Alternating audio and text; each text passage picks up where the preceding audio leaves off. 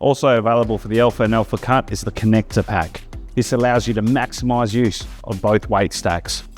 Simply attach your connector plate, put your pivot arms inwards, and then attach the desired bar. Going to show you this in real time, show just how quick, easy and simple it is.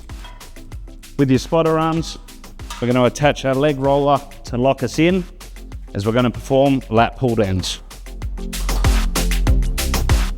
Using your 2 pins, secure in. My spotter arms are set to section 17. Find that ideal for me. Bring your bench in, and now we're ready to go.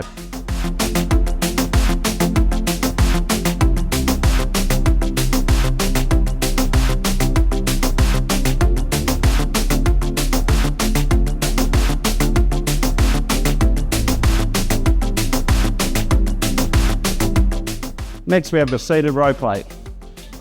I'm going to secure this with the band pegs that come with our Alpha.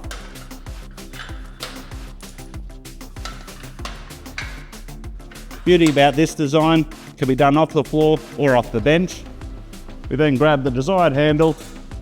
I'm going to use a close grip, attach through, and smooth as butter. Lower to the correct position. And there, bring your bench up,